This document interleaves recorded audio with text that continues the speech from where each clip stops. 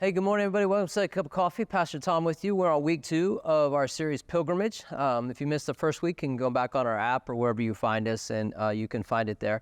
Hopefully, if you did see it last week, you walked through with God about why your heart may not be set on pilgrimage anymore and got that sorted out if you needed to do that. Because you are designed when you're on pilgrimage to accomplish things that I don't think that you can if your heart isn't set for it.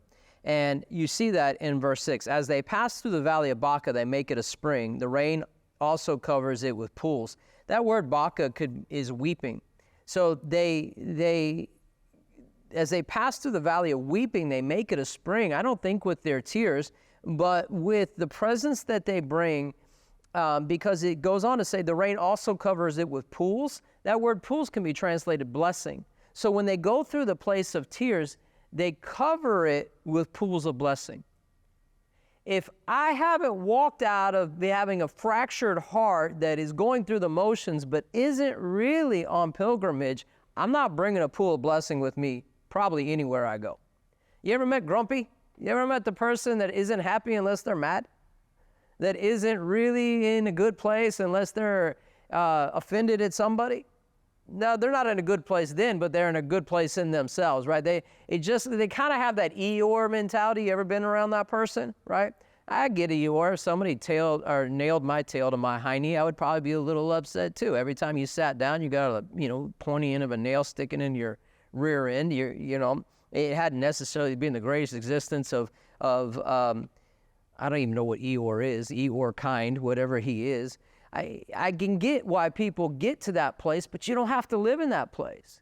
You got to go with God and sort out, why is my heart off of pilgrimage? Why am I just going through the motions? Why, instead of blessing, pools of blessing coming out of my life and pools of blessing coming out of my mouth for God, pools of blessing coming out of my life for people, why is it always, nobody knows?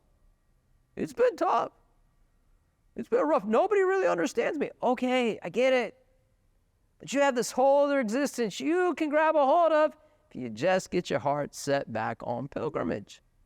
And there's people that are going to trail through those valleys that you've walked through. They're going to desperately need a pool of blessing. And God is positioning you to be that person, to leave it in the place of weeping, a pool of blessing for them.